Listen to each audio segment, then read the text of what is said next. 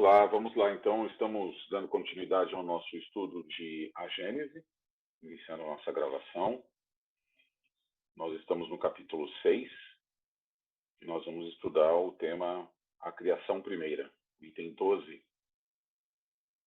Correto?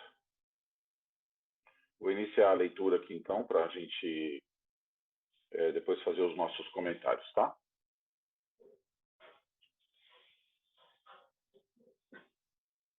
A Criação Primeira. Depois de termos considerado o universo sob os pontos de vista gerais de sua composição, das suas leis e das suas propriedades, podemos entender os nossos estudos ao modo de formação que deu origem aos mundos e aos seres. Desceremos em seguida à criação da Terra, em particular, e ao seu estado atual na universalidade das coisas, e daí, tomando esse globo por ponto de partida e por unidade relativa, procederemos ao nosso estudo planetário, aos nossos estudos planetários e siderais. Se bem compreendemos a relação, ou antes, a oposição entre eternidade e tempo, se nos familiarizamos com a ideia de que o tempo não passa de uma medida relativa de sucessão das coisas transitórias, enquanto a eternidade é essencialmente una, imóvel e permanente, e não suscetível de qualquer medida do ponto de vista da duração, compreenderemos que para ela não há começo nem fim. Por outro lado, se fazemos uma ideia justa, embora necessariamente muito fraca, da infinidade do poder divino, compreenderemos como é possível o universo haja existido sempre e sempre exista. Desde que Deus existiu, suas perfeições eternas falaram. Antes que houvesse nascido os tempos, a eternidade incomensurável recebeu a palavra divina e fecundou o espaço igualmente externo. Algum comentário?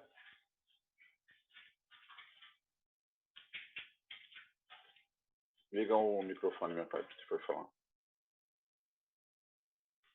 Não? Eu só queria chamar uma atençãozinha aqui, mas ele vai abordar isso um pouquinho mais para frente, né? Desde que Deus existiu, suas perfeições eternas falaram. O que são as perfeições eternas de Deus? São as leis divinas. São todas as leis que regem o universo. São todas as... É o verbo, né? Se fazendo presente e dirigindo todas as coisas, né? Essa sincronia, essa coisa toda que existe na natureza, né? É disso que ele está falando, tá? Trazendo para o simples aqui para a nossa tentativa de entendimento, né? Então, desde que existiu Deus, sempre existiu e sempre existirá essa perfeição eterna, essas leis, esse verbo divino regendo todas as coisas. Existindo por sua natureza desde toda a eternidade, Deus criou desde toda a eternidade e não poderia ser de outro modo, visto que, por mais longínqua que seja a época a que recuemos, pela imaginação, os supostos limites da criação, haverá sempre, além desse limite, uma eternidade.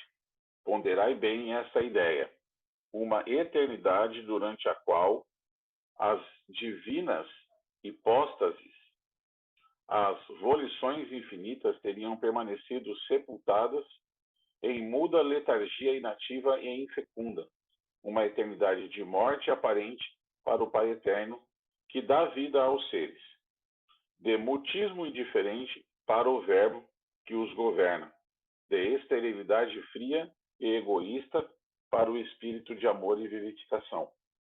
Compreendamos melhor a grandeza da ação divina e sua perpetuidade sob a mão do Senhor absoluto.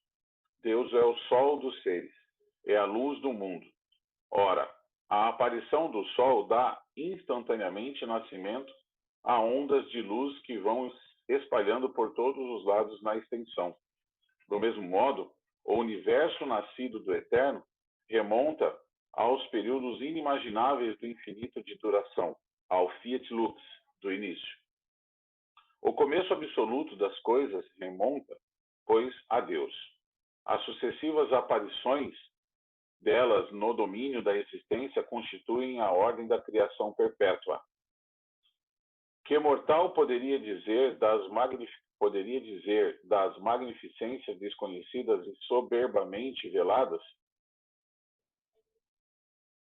sobre a noite das idades que se desdobram nesses tempos antigos, em que nenhuma das maravilhas do universo atual existia, nessa época primitiva em que, tendo-se feito ouvir a voz do Senhor, os materiais que no futuro haviam de agregar-se por si mesmos e simetricamente para formar o templo da natureza, se encontraram de súbito no seio dos vácuos infinitos.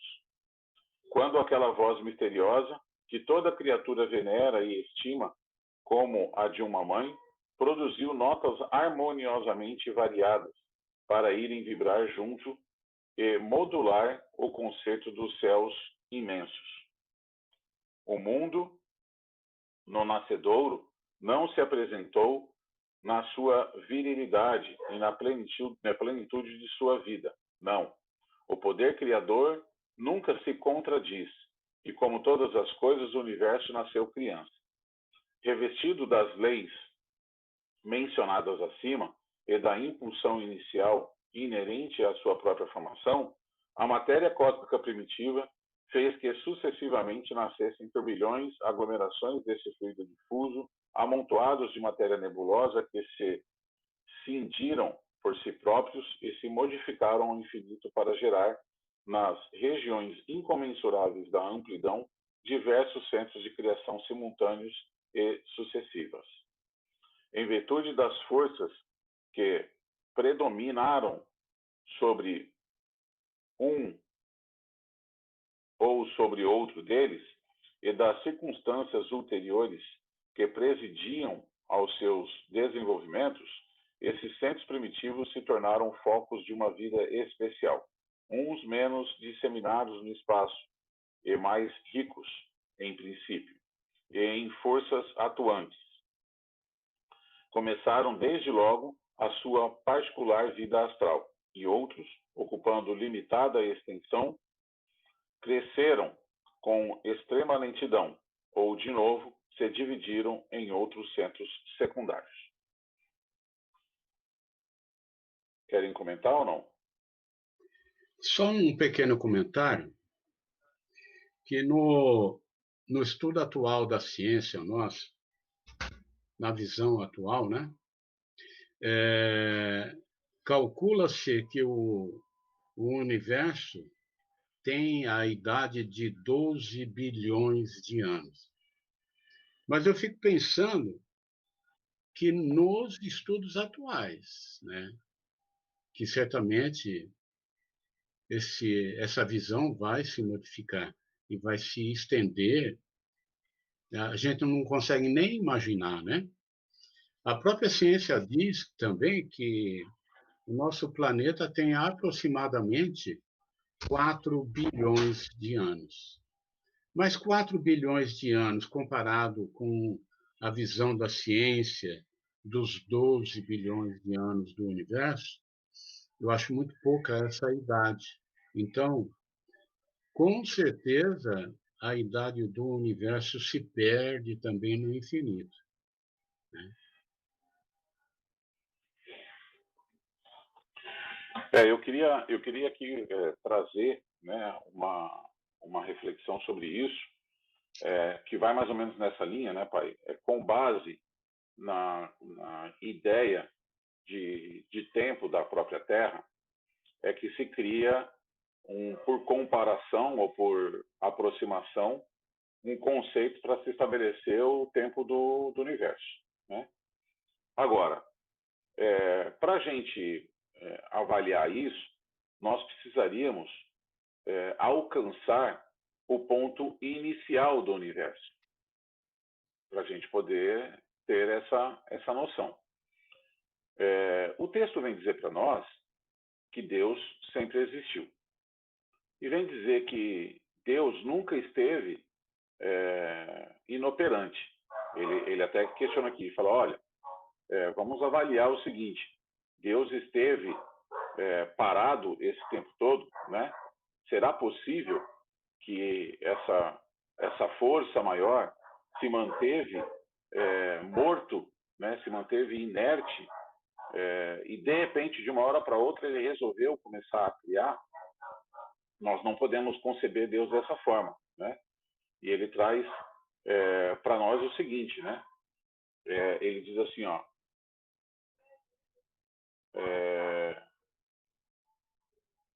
existindo por sua natureza desde toda a eternidade, Deus criou desde toda a eternidade, e não poderia ser de outro modo, visto que por mais longínqua que seja a época, aqui recorremos pela imaginação, os postos de vista da criação, haverá sempre, além desse limite, uma eternidade. Então, a gente vai chegar no máximo de longe que a gente puder. Quando a gente chegar lá, ainda nós vamos estar muito distante, né, do princípio. Então, concebendo esse Deus desde todo o tempo e concebendo que ele criou desde sempre, aonde está o início do universo? Né? Como eu poderia estabelecer 12 bilhões de anos de uma coisa que eu não sei nem onde ela começou? Né? Então, essas avaliações, que talvez a ciência esteja avaliando com a suposição de quando surgiu a Via Láctea, 12 bilhões, né? Ou o nosso sistema solar, 12 bilhões, enfim, não dá para ter essa noção mais exata. Mas o que me chama a atenção bastante aqui é esse conceito de que nós não podemos imaginar uma inteligência suprema que está acima de todas as coisas, né? E imaginar essa inteligência muda, indiferente, como ele diz aqui no texto. Né? Nós não temos como imaginar um Deus estéril, como ele diz aqui, né? De histeria fria e egoísta. Sair de uma esterilidade fria e egoísta para um espírito de amor e vivificação. Lembra que lá no começo nós estudamos as qualificações de Deus dentro daquilo que a gente consegue mais ou menos estabelecer? E eu volto para aquela questão do vaso branco que não pode ter uma pintinha preta ou do vaso preto que não pode ter uma pintinha branca para ele ser absoluto naquilo que ele faz. Para que Deus seja absoluto em sua criação, para que ele seja absoluto em sua inteligência, para que ele seja absoluto em amor e vivificação, ele nunca poderia ter sido estéril. Ele jamais poderia ter sido egoísta, frio. Deus é produção, Deus é extensão, Deus é amor, Deus é vivificação. Então, ele sempre, desde o princípio, sempre tem que ser concebido nessa condição. E nessa condição ele não poderia não criar. Então, desde que se concebe Deus, por isso que Kardec traz aqui, né? Desde que se concebe Deus, desde toda a eternidade, ele sempre criou e sempre permanecerá criando. Isso nunca vai diminuir, nunca vai mudar. A outra coisa que ele chama, assim, que fala, que para mim, né, completando isso, quando ele diz assim, ali no 15, as sucessivas aparições delas no mundo, o começo absoluto das coisas remonta, pois, a Deus. Né? As sucessivas aparições delas no domínio da existência constituem a ordem da criação perpétua. Criação perpétua. Né? Deus criando o tempo todo. E quando nós estamos falando de Deus criando o tempo todo, eu quero remontar aqui a questão da nossa própria criação, não falando só dos mundos. Porque nós temos uma concepção de criação nossa como se todos os espíritos ou se toda a vida já tivesse sido criada lá no princípio. E agora a gente tivesse, né, vindo aí, aparecendo aí de vez em quando, né? E aí, vamos imaginar que se todos os espíritos da humanidade, não só terrena, mas a humanidade universal, foram criados, aonde que esse povo todo fica? Quanto tempo fica esperando antes de vir para cá? Então, e aí Deus criou todo mundo e falou, agora entra na fila e espera a sua vez. É muito mais racional, muito mais lógico a gente imaginar um Deus criando o tempo todo, que já criou no passado, nos criou lá no passado e a gente vem tendo as nossas experiências, mas continua criando. A própria ciência vem nos dizer que o nosso universo está em expansão contínua. O universo é infinito. Se ele é infinito, ele não tem fim. Se ele não tem fim, ele está em expansão. Ele está crescendo em todas as direções o tempo todo. E isso é obra de quem? Do próprio universo? Do nada absoluto? Do acaso? É a continuação da obra de Deus. E aí vamos nos perguntar, mas se o universo está em expansão o tempo todo, rumo ao infinito, para quê? Se não vai pôr ninguém lá? Se todo mundo que está criado aqui? Para que esse dispêndio de energia? Ele não é a suprema inteligência? Ele não é o cara que sabe todas as coisas? Para que ele vai continuar crescendo um universo ao infinito? Por quê? Porque não conseguiu controlar? Daí ele não é Deus. Porque ele quer enfeitar? Daí não é inteligente, não é Deus. Então, o nosso raciocínio lógico nos impulsiona nessa direção. Olha, se o universo está em expansão, é porque Deus permanece criando não só o mundo material, mas o mundo espiritual também. Quantos irmãos estão surgindo nesse exato momento da criação divina? Estão evoluindo nessa criação divina, nesse processo inteligente. Né?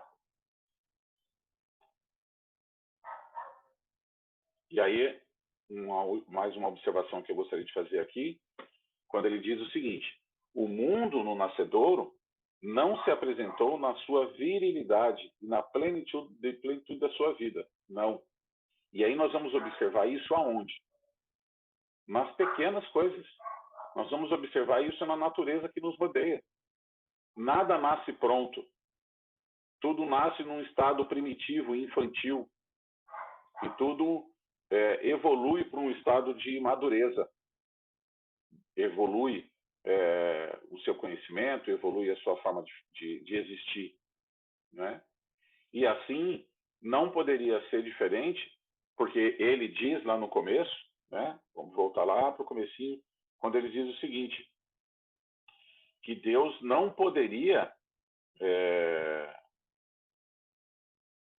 entrar em conflito. Cadê? Onde que ele fala isso?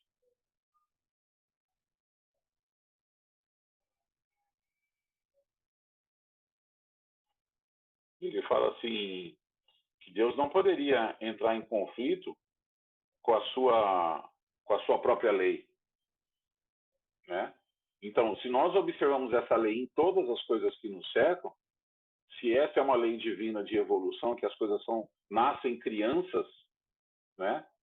Revestidos das leis mencionadas acima e da impulsão inicial inerente à sua própria formação, a matéria cósmica primitiva fez que sucessivamente nascessem turbilhões, aglomerações desse fluido difuso. Né? Então, assim, o poder criador nunca se contradiz.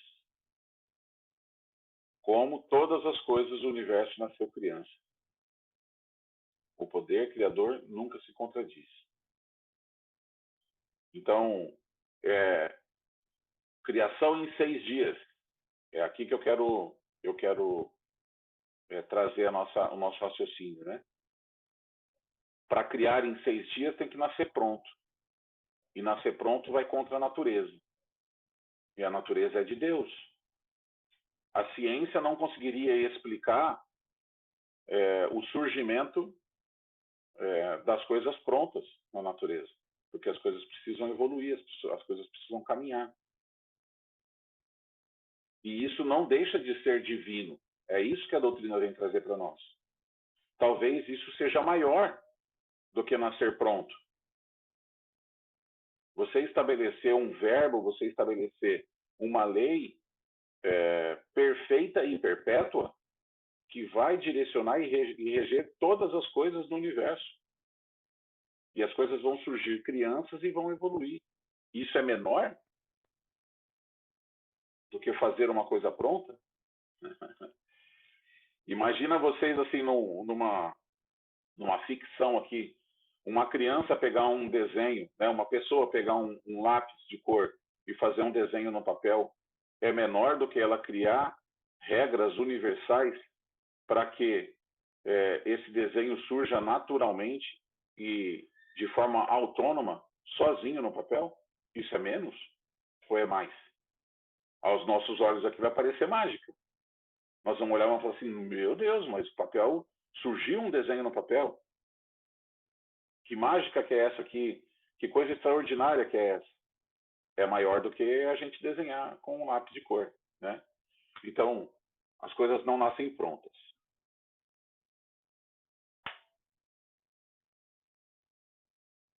Algum comentário? Só uma ideia que veio aqui agora, na verdade, é essa alusão do tempo, a gente que cria, né? Não sei se é filósofo, alguém que entendeu bem isso, disse que na natureza nada se cria, nada se copia, tudo se transforma, né? É constante, tá uma transformação constante, né? A lei de Lavoisier.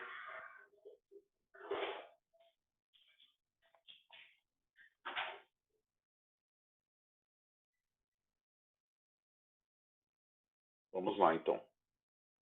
Transportando-nos a alguns milhões de séculos somente, eu até grifei o somente ali, transportando-nos a alguns milhões de séculos somente, além da época atual, verificamos que a nossa Terra ainda não existe, que mesmo o nosso sistema solar ainda não começou as evoluções da vida planetária. Entretanto, já esplêndidos sóis iluminam o éter. Já planetas habitados dão vida à existência de uma imensidão de seres que nos precederam na carreira humana, que as produções opulentas de uma natureza desconhecida e os maravilhosos fenômenos do céu desdobram sobre outros olhares os quadros imensos da criação. Que digo, já deixaram de existir esplendores que muito antes fizeram palpitar os corações de outros mortais sobre o pensamento da potência infinita. E nós, pobres seres pequeninos, que vivemos após uma eternidade de vida, nós nos cremos contemporâneos da criação. Ainda uma vez, compreendamos melhor a natureza. Saibamos que atrás de nós, como à nossa frente, está a eternidade, que o espaço é teatro de inimaginável sucessão e simultaneidade de criações. Tais nebulosas, que mal percebemos nos mais longínquos pontos do céu, são aglomerações de sóis em vias de formação. Outras são vias lácteas de mundos habitados. Outras ainda são sedes de catástrofes e de perecimento.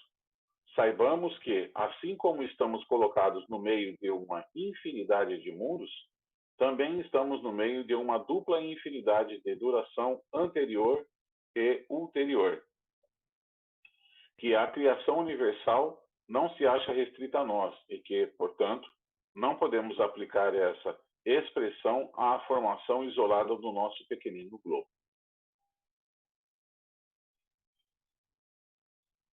Ele faz aqui uma avaliação, né, que é extremamente importante. O universo já existia, e eu volto só um pouquinho naquilo que eu falei, o universo já existia, se ele já existia, existia a troco do quê? Quantos bilhões de sóis e nebulosas e galáxias já existiram antes de existir a Terra, né?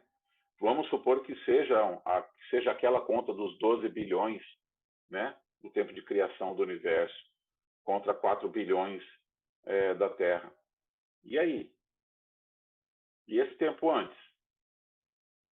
8 bilhões? 8 bilhões de anos é muito tempo, né? Para nada, para ninguém. para ficar parado lá, porque Deus fez e largou lá. Esqueceu, não tenho o que fazer com isso aqui agora, meu brinquedinho, estou distraído, vou me distrair com outra coisa. Não podemos conceber a suprema inteligência do universo dessa forma. E olha que nós somos aqui como o Moacir lembra sempre daquela passagem do Chico, né? Que ele fala, eu sou a larva, né? Me considero uma larva, daí o Emmanuel falou, ô Chico, coitado da larva. Nós somos a larva aqui, né? Quer dizer, estamos aqui querendo entender, compreender essa força divina, mas não podemos conceber um Deus inteligente, um Deus amoroso, deixando 8 bilhões de anos, partindo dessa ideia, né, da ciência, 8 bilhões de anos, as coisas largadas, tudo lanteio de areia. Até eu ter vontade de colocar os meus filhos para brincar lá. Qualquer um de nós não faria isso, concorda? Vou montar um quarto de brinquedo hoje para um filho que eu penso ter um dia na vida. Não faz sentido, né? Então a gente precisa trazer para essas comparações para que a gente possa entender que se nós não faríamos, e nós não somos a suprema inteligência, se nós não faríamos, por que Deus faria isso? Né? Então é uma avaliação. E aí pensar sempre que existiu tudo isso antes e vai existir tudo isso depois. Porque um dia essa galáxia aqui, esse planeta e tudo mais vai deixar de existir. Como parte da matéria que está em transformação e em mutação o tempo todo, vai deixar de existir. Mas o fato de deixar de existir o nosso planeta ou a nossa Via Láctea, né? A nossa galáxia, né? Não significa que nós vamos deixar de existir, porque nós somos eternos. A matéria não é eterna, né? A matéria está em transformação, mas nós não somos matéria. Então, nós continuaremos. Né? Muitas coisas ocorrerão depois. Né? Quantas já deixaram de existir? E aí eu acho fantástico quando ele fala aqui, né? Que já deixaram de existir esplendores que muito antes fizeram palpitar o coração de outros mortais sob o pensamento da potência infinita. Quantos já existiram antes de nós que estavam aqui sentados, conversando, falando sobre Deus, tentando entender esse Deus? Há quanto tempo antes de nós? Né? Quantas oportunidades que já existiu, né? De tentar entender, de compreender esse Deus. Isso é o que nos motiva, isso é o que não é nem o que nos motiva, é o que nos atrai, né? É como uma força magnética, um ímã que nos puxa mesmo, que é irresistível. A gente quer, a gente precisa entender, né? Só uma colocação, que aí fica mais fácil da gente entender, né?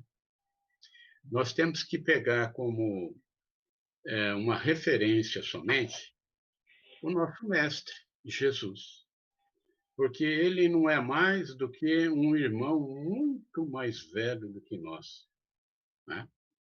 Então, aí dá para nós imaginarmos a idade desse ser, não tem como imaginar, mas a experiência, a grandeza dele mostra, pelo menos aparentemente, a idade dele, né? Que foge da nossa compreensão.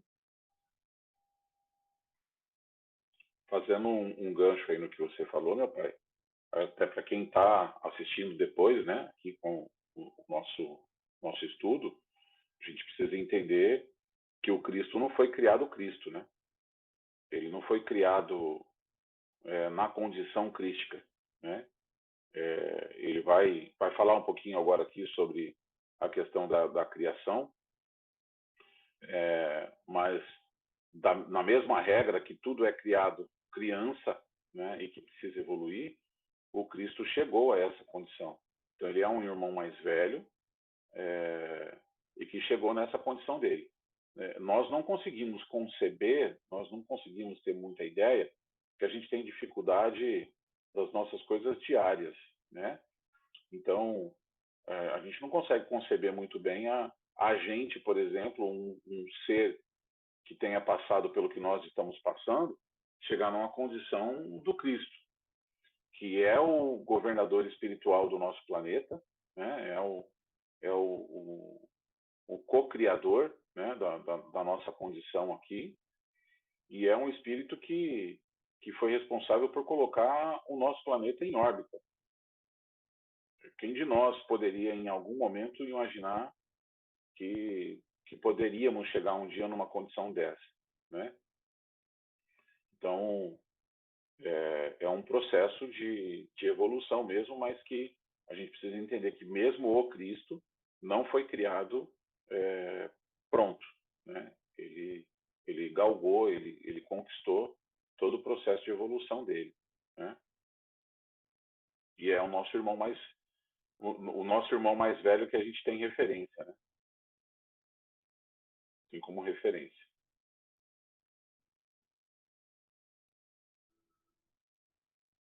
Podemos avançar? Então vamos lá. A criação universal, item 17.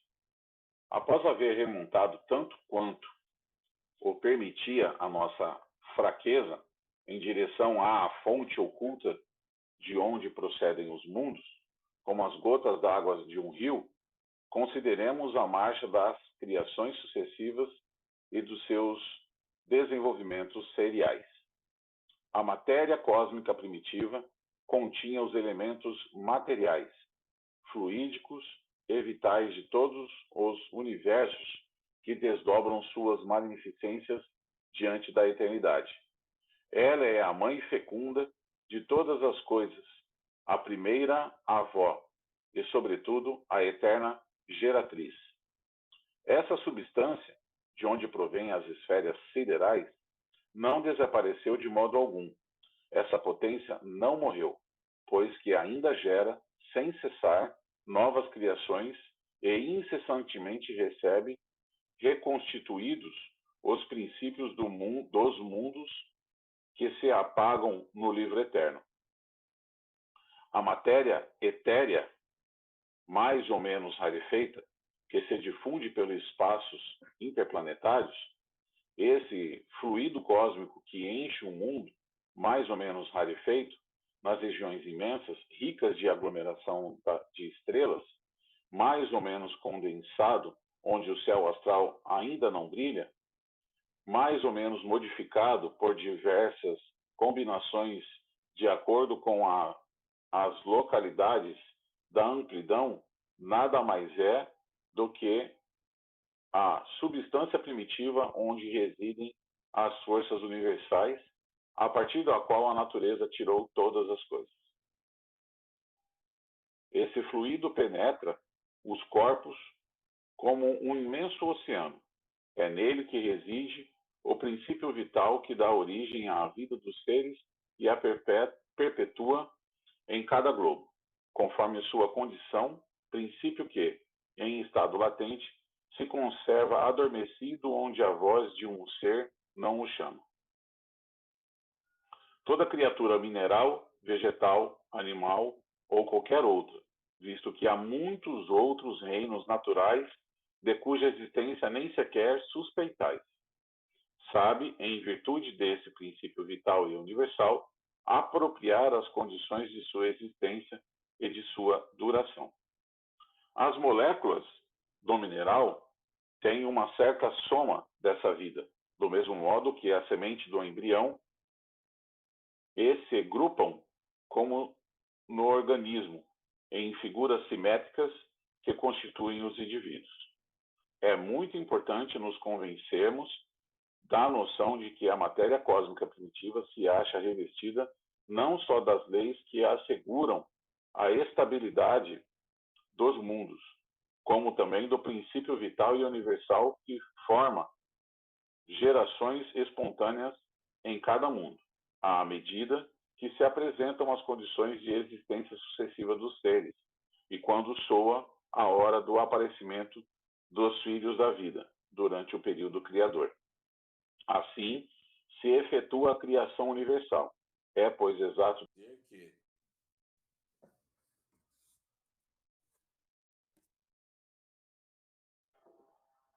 assim se efetua a criação universal. É, pois, exato dizer-se que, sendo as operações da natureza a expressão da vontade divina, Deus sempre criou, cria incessantemente e nunca deixará de criar. Algum comentário? Só um pequeno comentário, que é interessante essa frase, né? Toda criatura mineral, vegetal, animal ou qualquer outra, visto que há muitos outros reinos naturais de cuja existência nem sequer suspeitais. Imagina, né? Eu queria dar uma sugestão de uma leitura. Eu vou, no final, vou achar o livro aqui, vou ler o nome. É um livro de uma viagem astral de um companheiro de Kardec. Mas, no final, eu apresento isso. Eu acho que, da mesma forma, meu pai, ali naquela fala, da mesma forma que lá no princípio nós considerávamos que tudo era feito de água, fogo, terra e ar, né, eram os 4 elementos que formavam todas as coisas. Hoje, esse nosso conhecimento, ele equivale, né, à nossa condição evolutiva. Então, hoje nós achamos que as coisas são feitas das coisas que nós conseguimos medir, né? Se a gente não mede, não existe, né? Essa é a nossa ciência, né? Então, a gente parte desse princípio. Mas quantas coisas a gente não mede? Quantas coisas a nossa ciência ainda não chegou, não evoluiu para essa condição, né? E a gente não consegue medir ainda, então por isso para a gente não existe.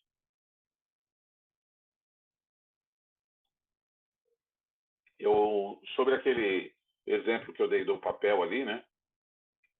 Do desenho do papel, eu acho que isso aqui é fantástico, né? Quando ele diz assim, é muito importante nos convencermos da noção de que a matéria cósmica primitiva se acha investida não só das leis que asseguram a estabilidade dos mundos, como também do princípio vital e universal que formam gerações espontâneas a cada mundo, à medida que se apresentam as condições de existência dos seres quando soa a hora do aparecimento dos filhos da vida, durante o período criador. Então, é nesse sentido que eu quis dizer, né? As leis todas estão lá, a vida está lá pulsante, ela está esperando um momento dela eclodir, dela se fazer presente. E ela não pode se fazer presente antes que tenha a condição.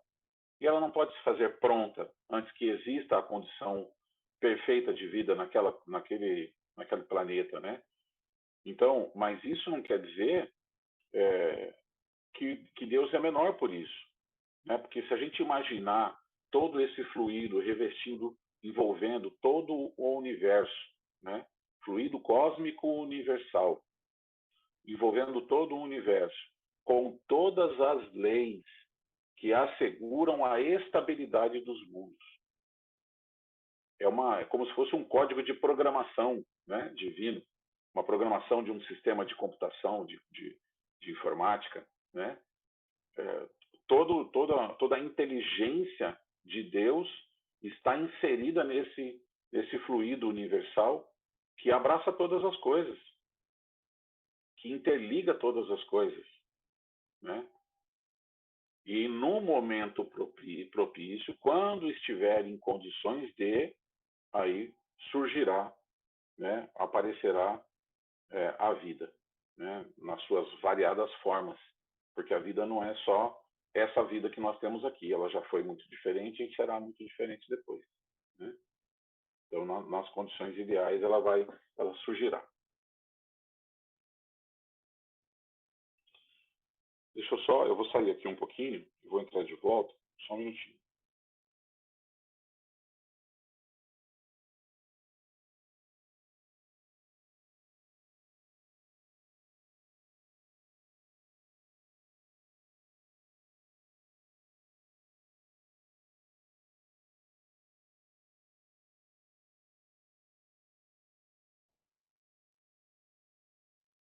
Beleza, estão me ouvindo, né?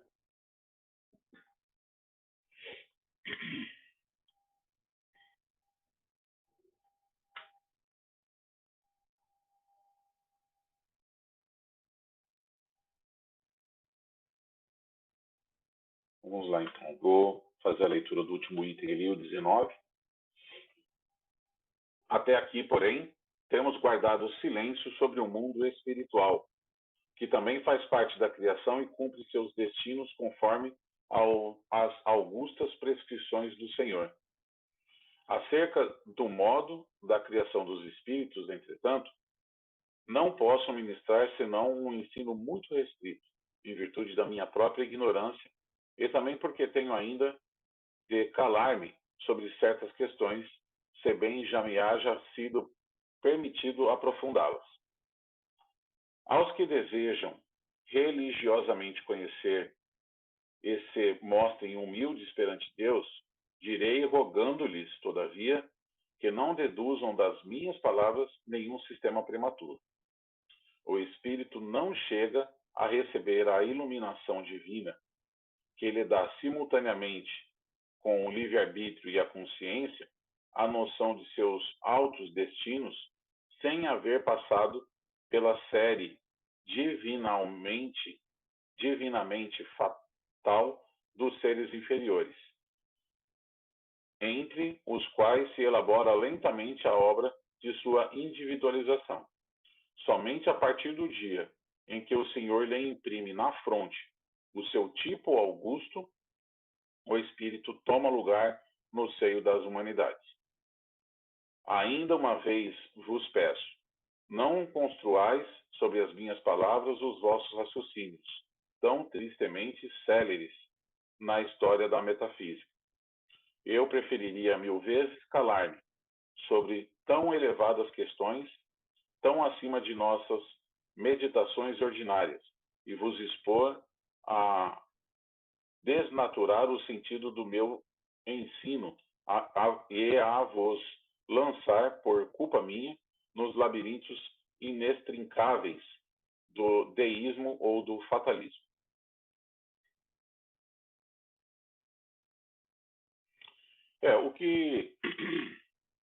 O que chama atenção ali primeiro é que quando nós estamos falando de tudo isso de criação, a gente fica pensando em universo, em terra, em criação material,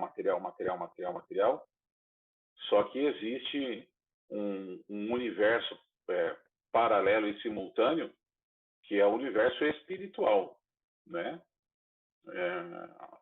Imagina essa mesma criação no aspecto espiritual, né? E hoje, nós, da mesma forma que aplicamos para a ciência essa limitação do entendimento das coisas daqui, nós precisamos aplicar para a questão do mundo espiritual também. Porque como uma ciência espírita, nós estamos principiando. Então, tudo que nós imaginamos e tudo aquilo que tudo aquilo que nos é relatado pela espiritualidade é o que nós temos condições de receber informação sem entrar em convulsão, né? Sem explodir a cabeça da gente, né? Porque a gente mais ou menos tem capacidade de compreensão e de entendimento. Mas o mundo espiritual, no sentido amplo, o universo espiritual, o que será que nos aguarda? Como será esse universo espiritual? Nós começamos agora, há pouco tempo, né, a nos relacionar com o espiritual. Mas que tamanho é isso? Então, tem muita coisa a ser desvendada, né, a ser descoberta por nós, né? Como eu sempre digo, nós estamos na terceira revelação. E depois ali embaixo ele fala, né, que o espírito não chega a receber a iluminação divina, que lhe dá simultaneamente com o livre-arbítrio e a consciência a noção dos seus altos destinos, sem haver passado pela série divinamente fatal dos seres inferiores, entre os quais se elabora lentamente a obra de sua individualização. Quer dizer, é o processo evolutivo Todas as coisas estão em evolução e a gente evolui do princípio. A gente evolui passando pelo que é considerado, né, os seres inferiores. A gente só passa a ter essa, ele diz aqui, a fronte, imprime na fronte o seu tipo augusto, ou seja, o seu tipo humano, né, a partir do momento que a gente recebe, né, por consciência ali, o livre-arbítrio e a nossa consciência. A gente recebe de uma forma divina o livre-arbítrio e a nossa consciência. Opa, eu tenho, né, um professor que nos deu muitas aulas, né, meu pai, seu Zaíca, né, que ele fala, olha, a gente só passa a existir efetivamente como ser quando a gente toma consciência de nós mesmos. Quando eu olho para mim e falo, opa, eu existo, né? Eu passo a tomar consciência de mim quando eu existo. E eu não sei qual é a obra de André Luiz, eu acho que é de André Luiz, que menciona, né, o tempo que a gente tomou consciência de nós mesmos. Acho que são...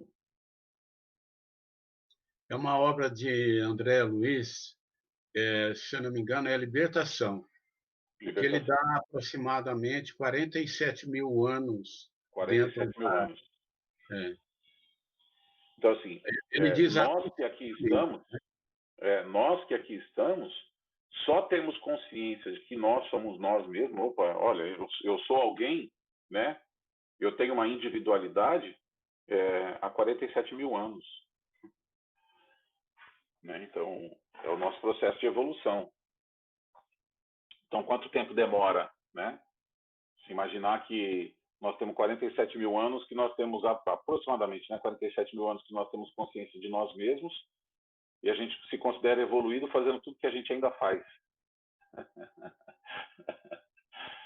O processo é muito gradual, né? Ele é muito lento. Passos curtos e firmes.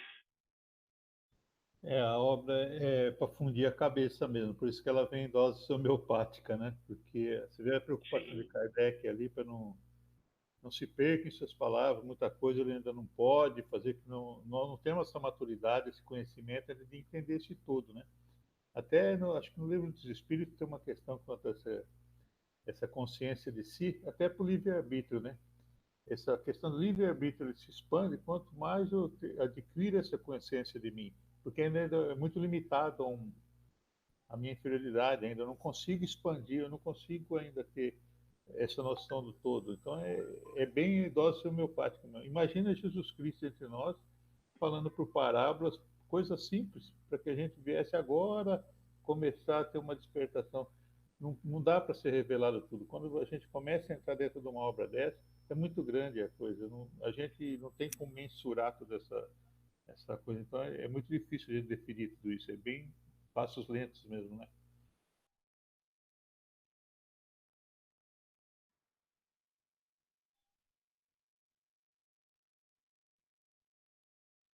Travou aí, meu pai.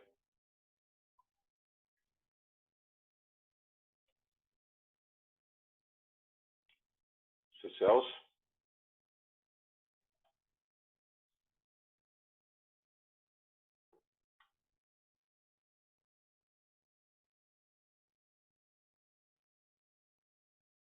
Só voltando a fazer mais uma. Acho que foi o seu Eu só vou Celso. excluir ele aqui para ele entrar novamente, tá? Ah, tá.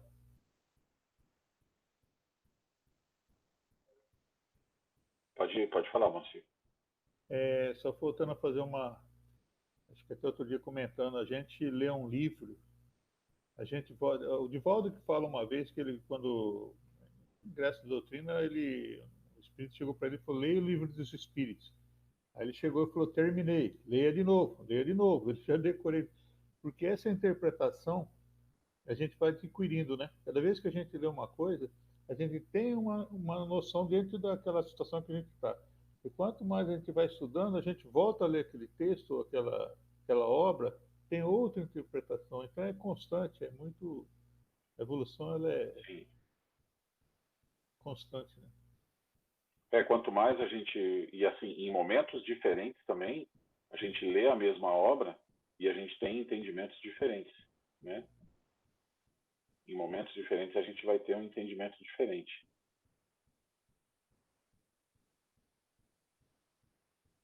É isso, acho que o seu Celso não vai voltar, vamos encerrar então. Deve ter problema com a internet. Tá aqui, tá voltando aqui.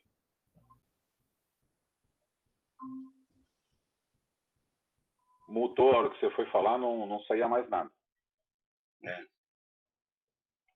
que você ia comentar? Então, lembrando de uma entrevista de Kardec com um espírito de Júpiter, e nessa entrevista o espírito responde que aproximadamente a idade média de cada habitante é de 500 anos.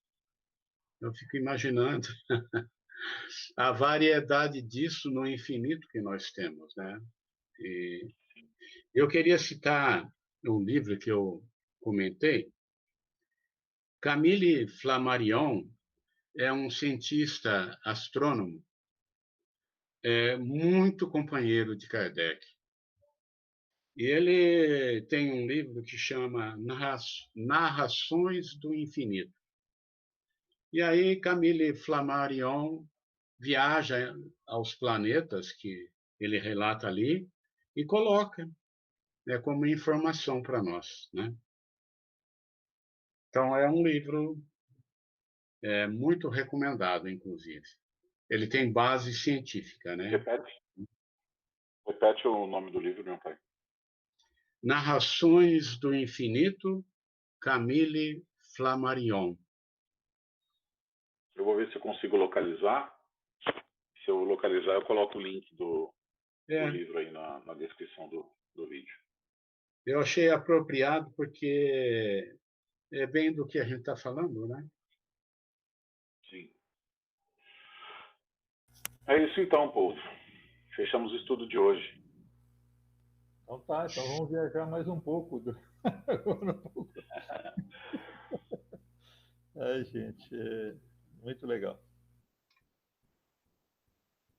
Beijo para vocês. Fiquem com Deus. Um abraço para vocês. Um abraço. Com Deus também. Tchau, tchau.